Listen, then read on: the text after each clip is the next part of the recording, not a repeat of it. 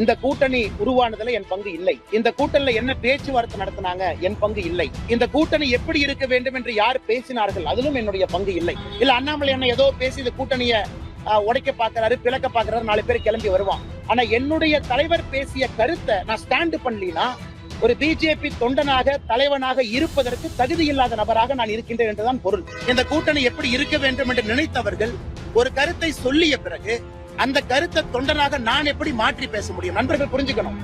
இன்னைக்கு முதலாக தமிழகத்தினுடைய அரசியல் சரித்திரத்துல எல்லா கட்சிகளும் இதை பேச ஆரம்பிச்சிருக்கிறாங்க. நான் தொடர்ந்து தொண்டர்களுடைய குரலாக பேசிக் கொண்டிருக்கின்றேன். இதுலயும் என்னுடைய தனிப்பட்ட கருத்தை எங்கேயும் நான் பேசுறேன். மாண்புமிகு உள்துறை அமைச்சர் அமித்ஷா அவர்கள் பேசிய கருத்தை உங்க முன்னாடி வச்சிருக்கேன். இன்னைக்கு நான் இல்லப்பா இதெல்லாம் எலெக்ஷன் அப்ப பாத்துக்கலாம்னா என்னுடைய தலைவரையா நான் டிஃபெண்ட் பண்ண முடியல. நான் எதுக்கு அரசியல் கட்சியில் இருக்கணும்? நான் கர்ம வீரர் காமராஜர் ஐயாவுடைய சகாப்தத்தை, ஒரு அற்புதமான ஆட்சியாளரை வீழ்த்தியதற்கு திராவிட முன்னேற்ற கழகம் மட்டும்தான் முக்கியமான பொறுப்பு, முதன்மை பொறுப்பு. 1967 தேர்தல்ல எவ்வளவு பொய்களை சொல்லி கர்மவீரர் ஐயாவை வீழ்த்தினாங்க. அதன் பிறகு காங்கிரஸ் கட்சி 2ஆக பிளவுபட்ட பொழுது திராவிட முன்னேற்ற கழகம் அம்மையார் இந்திரா காந்தி அவர்களோடு இணைந்து எப்படி காமராஜர் ஐயாவை கொஞ்சம் கூட மேலே தமிழகத்திலும் வரக்கூடாது, இந்தியாவிலும் வரக்கூடாது என்பதற்காக 1971 தேர்தல் ஒரு எடுத்துக்காட்டு. அதன் பிறகு எமர்ஜென்சி காலகட்டத்தில் கர்மவீரர் ஐயா அவருடைய உயிர் பிரிந்த பொழுது திமுகவினுடைய அட்ராசிட்டி எல்லாமே பார்த்தோம். அதன் பிறகு நேருவின் மகளே வருக, நிலையான ஆட்சி தருகன் ஸ்டாண்ட மாத்தினது. அதனால் இன்னைக்கு திராவிட முன்னேற்ற கழகத்தை பொறுத்தவரை கர்மவீரர் ஐயாவை பற்றி பேசுவதற்கு 1% கூட அவர்களுக்கு ஒரு உரிமை இருப்பதாக நான் பார்க்கவில்லை. 1967 தேர்தல் பரப்புரையின் பொழுது அன்றைய ஒரு முக்கிய தலைவராக இருந்த கலைஞர் கருணாநிதி அவர்கள் பேசியதெல்லாம் இன்னைக்கு எடுத்து போட்டு காமிச்சோம்னா மானம் இருக்கக்கூடிய ஒரு காங்கிரஸ் கட்சி கூட இன்னைக்கு திராவிட முன்னேற்ற கழகத்தினுடைய கூட்டணியில இங்க இருக்க மாட்டாங்க.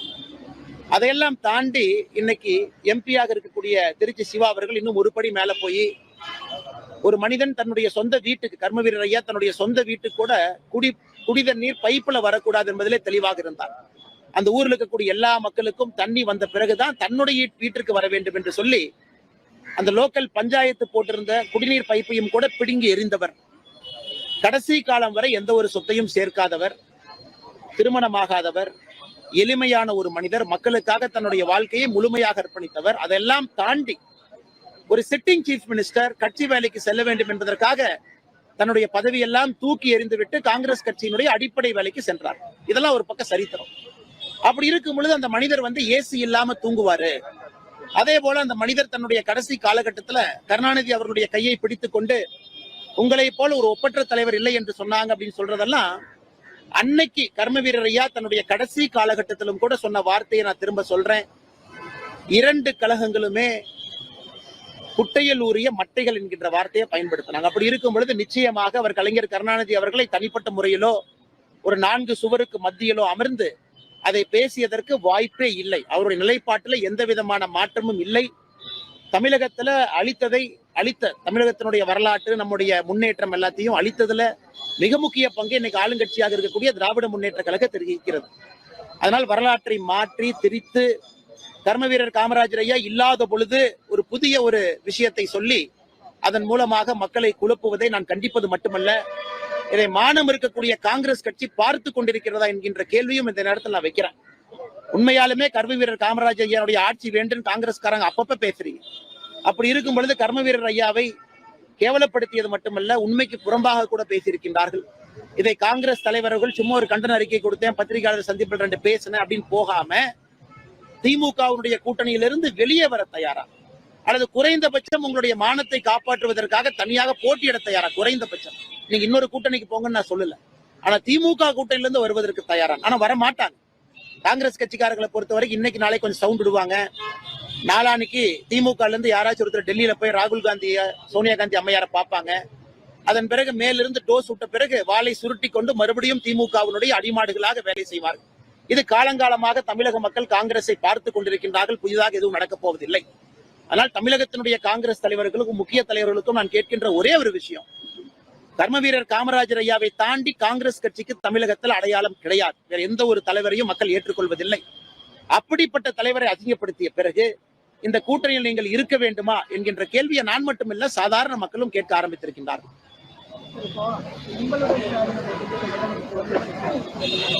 அண்ணே, அதாவது 6வது முறை திராவிட முன்னேற்ற கழகம் இன்னைக்கு ஆட்சியில் இருக்கிறாங்க. 5 முறை முழுமையாக இருந்திருக்கிறாங்க, 6வது முறை இருக்கிறாங்க. 4 ஆண்டுகள் தொடர்ந்து முழுமையாக ஆட்சியில் இருக்கக்கூடிய திராவிட முன்னேற்ற கழகத்தினுடைய முதலமைச்சர் ஐயா ஸ்டாலின் அவர்கள் 5வது ஆண்டுல அடியெடுத்து வைத்திருக்கிறார்கள். அப்படி இருக்கும் பொழுது ஒரு எதிர்கட்சியா இருக்கும்போது மக்கள் என்ன செய்வாங்க? நான் போய் மக்களை பாக்குறேன், குறையெல்லாம் கேட்கிறேன்னா, நீங்க 5 முறை ஆட்சியில் இருந்து செய்ய தவறியதை 6வது முறையாக ஆட்சிக்கு வந்து 4 ஆண்டு காலம் செய்ய தவறியதை மறுபடியும் மக்கள் எதற்காக உங்களுக்கு இன்னொரு வாய்ப்பு கொடுக்கணும்? ஒரே ஒரு கேள்வி. இன்னைக்கு உங்களோடு ஸ்டாலின், நான் கிராமமா போறேன், நான் அரசனுடைய கொள்கை திட்டங்கள்லாம் சரியா போயிருக்கான்னு நாங்க பாக்குறோம்.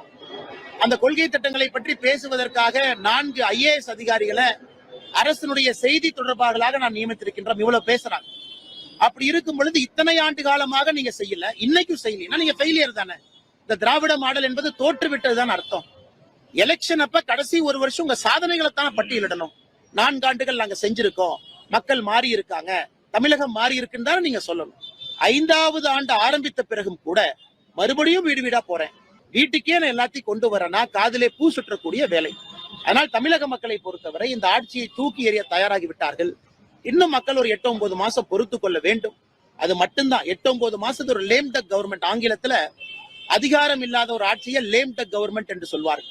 இது ஒரு லேம் டக் கவர்மெண்ட். சட்டம் ஒழுங்கு பாருங்க, பெண்களுக்கான பாதுகாப்பு பாருங்க, ஊழல் பிரச்சனையை பாருங்க, எல்லாத்திலும் இந்தியாவினுடைய முதலிடத்துல திராவிட முன்னேற்ற கழகத்தினுடைய ஆட்சி இருக்கு. இன்னும் 8 மாத காலம் லேம் டக் கவர்மெண்டாக இருந்து தன்னுடைய பதவியை இழந்த பிறகு மறுபடியும் தமிழகத்தில் ஆட்சி அதிகாரத்திற்கு திராவிட முன்னேற்ற கழகம் வரவே மாட்டார்கள் என்பதில் நான் உறுதியாக இருக்கின்றேன். துணை முதலமைச்சர் சொல்றாங்க, தேசிய ஜனநாயக கூட்டணி குறிப்பா அதிமுகவும் பாஜகவும் நல்ல நட்புணர்வு ஓட்டத்தில் அவங்களுக்குள்ள வந்து நிறைய பிரிவினை இருக்கு, அதனால திமுக மீண்டும் எளிதாக ஆட்சி சொல்றாரு. ஆனா அதாவது இன்னைக்கு பாரதிய ஜனதா கட்சியினுடைய தன்மையை, பாரதிய ஜனதா கட்சியினுடைய வலிமையை எல்லாருமே பேச ஆரம்பித்திருக்கின்றாங்க. உதயநிதி ஸ்டாலின் அவருடைய தாத்தா கலைஞர் கருணாநிதி அவர்கள் பாரதிய ஜனதா கட்சி எங்க இருக்குது, இது ஒரு பண்டார கட்சி, அங்கொன்றும் இங்கொன்றும் இருக்குன்னு சொன்ன அவருடைய பேரன் இன்னைக்கு பாரதிய ஜனதா கட்சி ஒரு கூட்டணியில இணைந்த பிறகு இன்னைக்கு தமிழகத்தினுடைய அரசியல் களம் மாறிவிட்டதாக சொல்வதைத்தான் இந்த கருத்தில் நான் பாக்குறேங்கண்ணா. 2வது, இன்னைக்கு தமிழகத்தை பொறுத்தவரை எல்லா கட்சிகளுக்கும் ஒரு மாறுபட்ட சித்தாந்தம் இருந்தாலும் கூட திராவிட முன்னேற்ற கழகத்தை தூக்கி எறிய வேண்டும் என்கின்ற அடிப்படை புள்ளியில கட்சிகள் இணைய ஆரம்பித்திருக்கிறது. அது விடுதலை சிறுத்தைகள், கம்யூனிஸ்ட் கட்சிகளும் கூட அவங்களும் புலம்பிக்கிட்டு தான் இருக்கிறாங்க. காலம் வரும் பொழுது அவர்களும் வெளியேறி விடுவார்கள். காங்கிரஸ் கட்சி கொஞ்சம் மானரோஷம் இருக்குன்னா அவங்களும் வெளியேறிடுவாங்க. கடைசியில 2026 தேர்தல் நடைபெறும் பொழுது திராவிட முன்னேற்ற கழகம் என்கின்ற கட்சி தனியாக, இதுவரை தனியா திமுக போட்டி போட்டதே இல்லை. 2026 யாரும் இல்லாம திமுக தனியாக போட்டி போடுவதற்கான வாய்ப்பையும் நான் பாக்குறேன். அதனுடைய பிதற்றல்களாகத்தான் உதயநிதி ஸ்டாலின் அவர்கள் பேசுவது, மாண்புமிகு முதலமைச்சர் ஐயா ஸ்டாலின் அவர்கள் பல திருமண மேடையில பல இடத்துல பேசுவது எல்லாம் இதனுடைய பிதற்றலாகத்தான் நான் பார்க்கின்றேன்.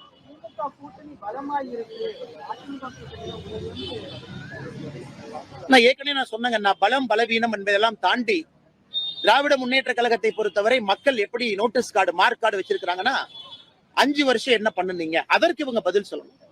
ஆனா 5 வருடம் என்ன செஞ்சோம் அப்படிங்கறத பத்தி பேசாம இன்னும் புதிய புதிய பிரச்சனைகளை உருவாக்குவதை மட்டும்தான் ஒரு மாஸ்டர்களாக திமுக இருக்கிறாங்க.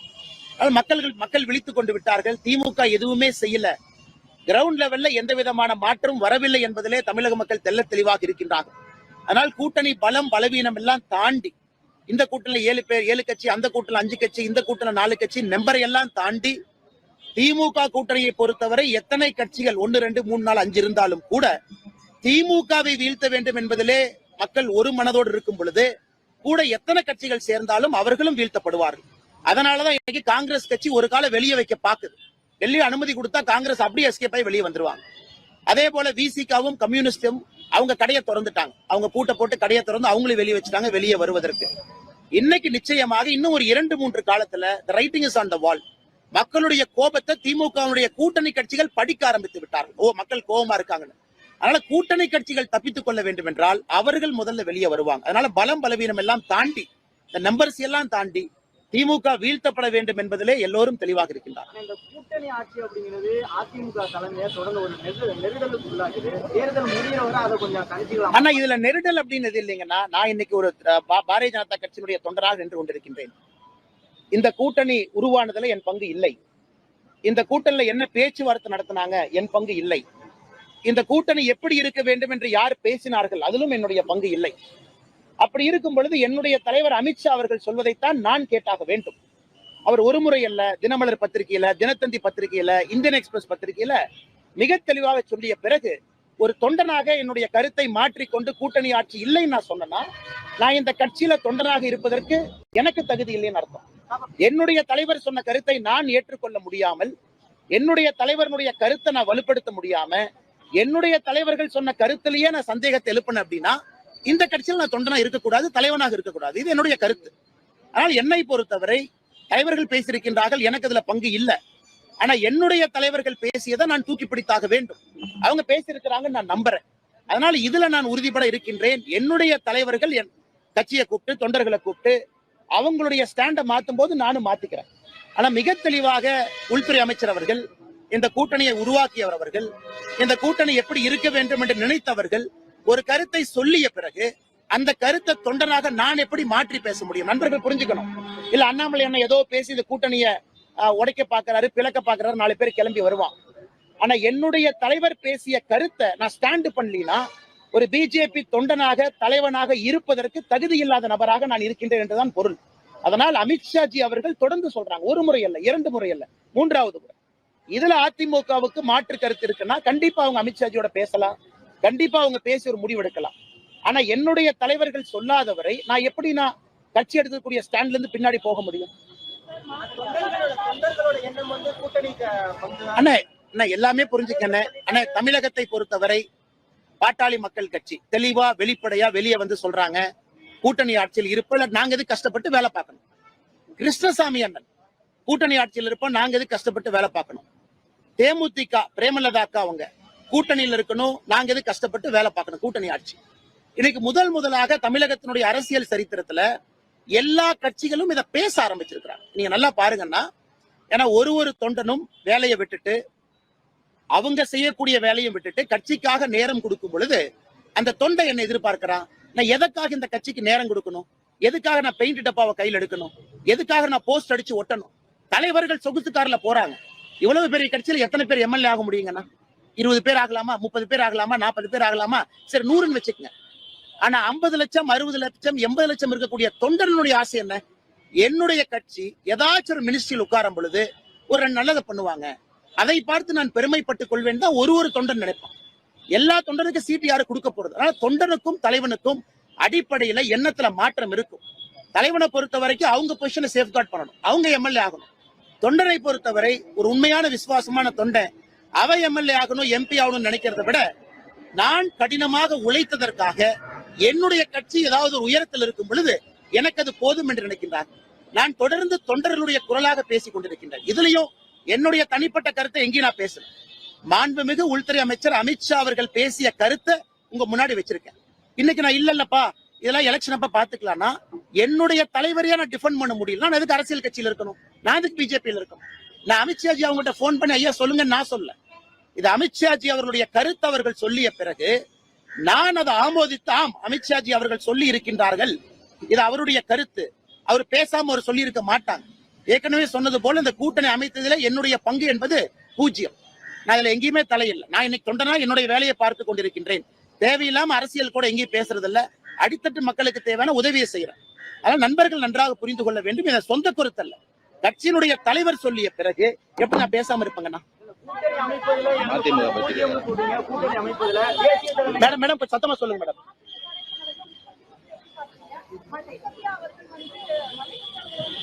மேடம் நல்லா நான் வச்சுக்கோங்க மேடம்.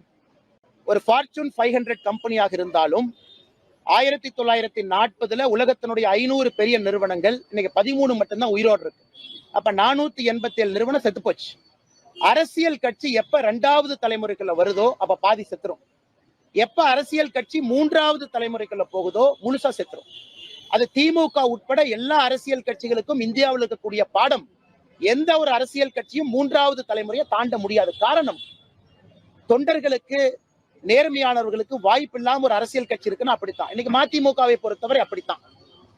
ஐயா வைகோ அவர்களே வேற மாதிரி பேசினாங்க. வைகோ அவர்களுடைய மகன், அவர் மேல எனக்கு மரியாதை இருந்தாலும் கூட அரசியலுக்கே வரமாட்டேன்னு சொன்னார். இல்ல எங்க அப்பா நான் அரசியல் தனிச்சிருக்கேன். இன்னைக்கு அரசியலுக்கு வந்திருக்காரு. வந்த பிறகு கட்சியில 20 ஆண்டுகள் 30 ஆண்டுகள் வேலை பார்த்த ஒரு மனிதனுக்கு பேசுவதற்கு உரிமை இருக்கத்தான் செய்யும்.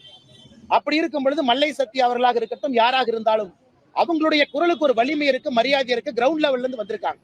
ஆனால் எனக்கு வைகோனனுடைய மகன் அவர் மீது மரியாதை இருந்தாலும் கூட இந்த சைக்கோபென்சி நெப்போட்டிசம் ஒருவருடைய மகனாக இருப்பது மட்டுமே ஒரு தகுதியின் சுத்திட்டு இருந்தாங்கன்னா, இரண்டாவது தலைமுறையில கட்சி 50% அழியும், மூன்றாவது தலைமுறையில 100% அழியும். இது இயற்கையினுடைய நியதி.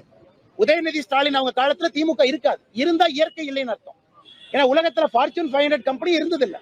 ஏன்னா அவ்வளவு இளைஞர்களுடைய டேலண்ட் அமுத்தி ஒருவருடைய பையன் ஒருவருடைய பொண்ணுன்னு பொறுப்பை கொடுத்தீங்கன்னா மேல இன்னெஃபிஷியன்சி இருக்கு.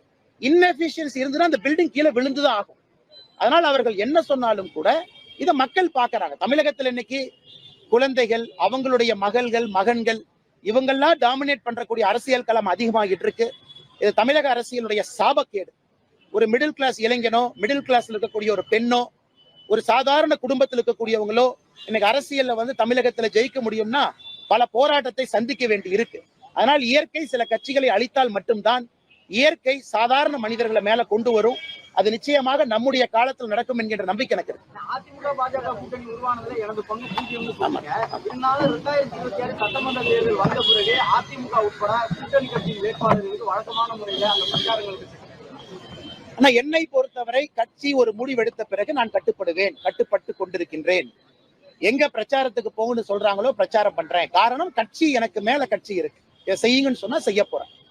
ஆனா இந்த கூட்டணியை உருவாக்குதல் என் பங்கு இல்லைன்னு எதற்காக நான் சொன்னேன்னா, இது கூட்டணி ஆட்சின்னு பேசுறீங்களா? அன்னைக்கு கூட்டணி ஆட்சின்னு பேசலையா? அன்னைக்கு எனக்கு தெரியாது, நான் இல்ல அதுல. அப்படி இருக்கும் பொழுது நான் என்னுடைய தலைவர் அமித்ஷா அவர்கள் சொன்ன கருத்தை தான் உங்க முன்னாடி வைக்க முடியும். ஏன்னா நான் இல்லாத ஒரு இடத்துல என்னுடைய தலைவர்கள் பேசிய பிறகு எனக்கு அதுதான் வேத சத்தியம், அதான் உண்மை.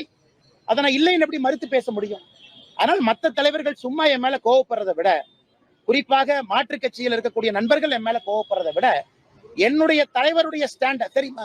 அதிமுக சொல்றாங்க இல்ல எங்க தலைவர் எடுத்த ஸ்டாண்ட நாங்க சப்போர்ட் பண்றோம். அதே போலதான் என்னுடைய தலைவர் எடுத்த ஸ்டாண்ட நான் சப்போர்ட் பண்றேன். அது எப்படி நான் மாத்தி பேச முடியுங்க இடையில?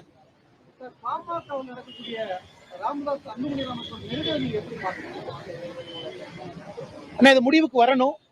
காலம் கடந்து கொண்டிருக்கிறது, மக்கள் பார்த்து கொண்டிருக்கின்றார்கள். ஆனால் நிச்சயமாக மருத்துவர் ஐயா ஒரு தனித்தன்மை வாய்ந்த ஒரு தலைவர், ஒரு சமூக நீதி போராளி, கஷ்டமான சூழ்நிலையிலிருந்து வந்திருக்கிறாங்க. ஆனால் நிச்சயமாக எனக்கு நம்பிக்கை இருக்கிறது, சமாதானமாக ஒரு மனதோடு இதெல்லாம் முடிவுக்கு கொண்டு வந்து நிச்சயமாக தமிழக மக்களுக்கு சில கட்சிக்குள்ள இருக்கக்கூடிய குழப்பங்கள் எல்லாம் விரைவில் தீர்ந்து இந்த கூட்டணியினுடைய தன்மை முழுமையாக மக்களுக்கு புரிந்து, யார் திமுக இருக்காங்க, யார் என்டிஎல் இருக்காங்க, யாரு சகோதரர் விஜயோடு இருக்காங்க, யாரு சகோதரர் அண்ணன் சீமான் அவர்களோடு இருக்கின்றார்கள் என்கின்ற ஒரு வெளிப்படைத்தன்மையான ஒரு விஷயம் மக்களுக்கு வேகமா தெரிய வேண்டும் என்பது என்னுடைய நோக்கம். எப்பொழுதுமே சொல்வது போல, பாலிடிக்ஸ் என்பது கடைசி நேரத்துல ஓட்டு பெட்டியில மக்கள் போடும் வரை யாரும் எந்த தீர்ப்பையும் எழுத முடியாது.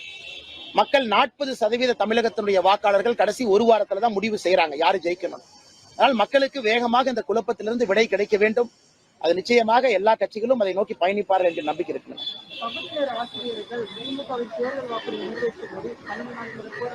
அண்ணா எப்பவுமே ஆதரவு, இதற்கு முன்பு ஆதரவு கொடுத்தோம். அவங்க உண்ணாவிரத போராட்டம் நடத்த பொழுது உண்ணாவிரத போராட்டத்தில் நம்முடைய கட்சி பங்கேற்றது. அதனால் திமுகவை பொறுத்தவரை அவங்களுடைய தேர்தல் வாக்குறுதி, இன்னைக்கு நான் அதான் சொல்றேங்கண்ணா, தயவு செய்து 511 தேர்தல் வாக்குறுதி வெள்ளை அறிக்கை விடுங்க. அறிக்கை 1 செஞ்சுட்டோம், அறிக்கை 2 செஞ்சுட்டோம், எந்த தேதியில செஞ்சோம், அறிக்கை 5 செஞ்சுட்டோம், எந்த தேதியில செஞ்சோம். என்னை பொறுத்தவரை வெறும் 20% கூட திமுக தன்னுடைய தேர்தல் வாக்குறுதியை நிறைவேற்றல.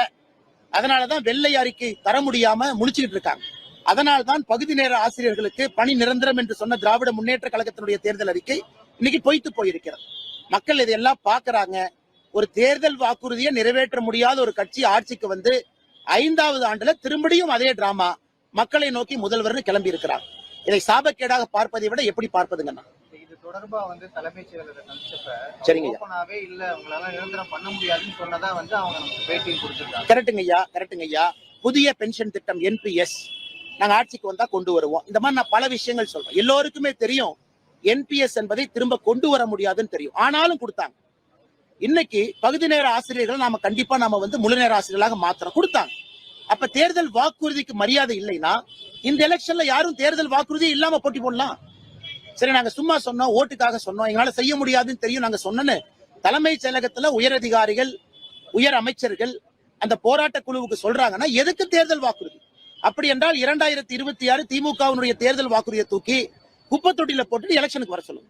நாங்க தேர்தல் வாக்குறுதியே இல்லாம வரும். அப்ப இதை கொடுக்கணும், கொடுத்த பிறகு செய்யணும். இதே திமுகவுக்கு நாங்க சவால் விடுறோம். 2014, 2019 பாரதிய ஜனதா கட்சியினுடைய தேர்தல் வாக்குறுதி எடுத்து படிச்சுட்டு நீங்க வாங்க. இன்னைக்கு சும்மா பாஜகவின் மீது கையை காட்டுறீங்கல்ல.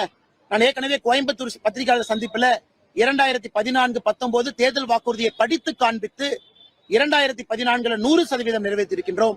2015 கிட்டத்தட்ட 98% மேல நிறைவேற்றிருக்கும் நம்ம சொன்னோம். அந்த மாதிரி நீங்க சொல்லுங்க, படிச்சு காட்டுங்க, எந்த தேர்தல் நிறைவேற்றுறேன்னு சொல்லுங்க. எதுவுமே இல்லாம எதற்கு பொய்யான வாக்குறுதியை கொடுத்து சும்மா மக்களுடைய டைமை வேஸ்ட் பண்ணிட்டு இருக்காங்க.